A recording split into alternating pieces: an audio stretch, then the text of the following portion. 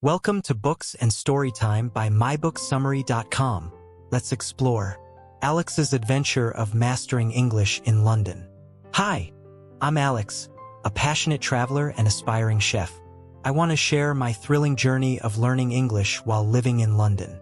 It all started on a sunny afternoon when I boarded a train, filled with excitement and a hint of anxiety.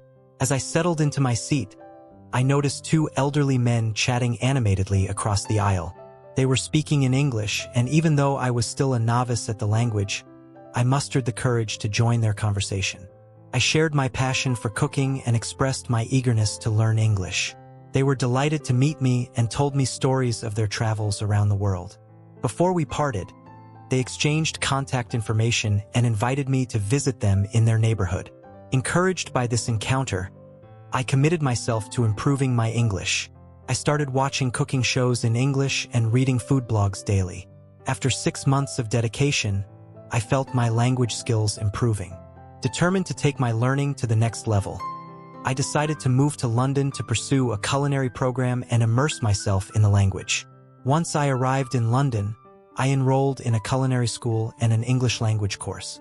On my first day, I met my teacher, Chef Thomas, and my classmates. Chef Thomas was a charismatic and encouraging chef who instantly made everyone feel welcome. During our first cooking lesson, Chef Thomas introduced us to the concept of flavor combinations. He emphasized that cooking is not just about following recipes. It's about expressing creativity through food. Language is similar, he said. It's all about expressing your ideas. His philosophy resonated deeply with me, as I had always struggled with conventional learning methods. As we prepared dishes together, I found myself enjoying the classes more than ever. I realized that learning through hands-on experiences was far more effective than memorizing grammar rules. Chef Thomas also stressed the importance of practice, telling us that using English daily was crucial. One day, my classmate Rosa from Spain asked how she could enhance her vocabulary. Chef Thomas shared that reading recipes and food-related articles was a fantastic way to expand our language skills. He encouraged us to choose recipes that intrigued us. When you cook something you love, the words will stick with you, he explained. Inspired, I began exploring new recipes in English and even started a cooking blog to document my culinary journey. Whenever I encountered unfamiliar words, I would look them up, and I quickly noticed my vocabulary expanding.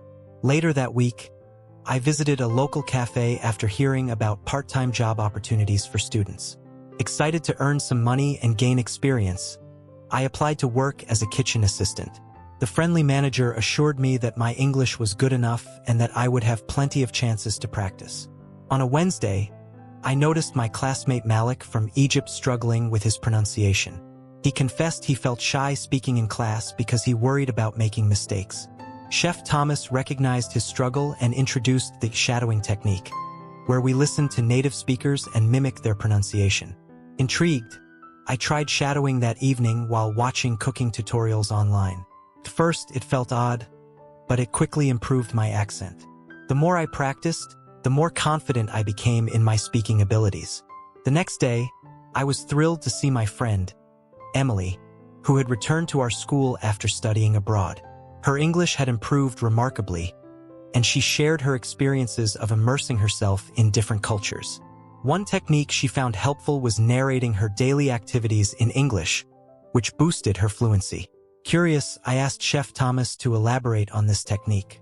He encouraged us to talk to ourselves in English, even if our sentences were simple.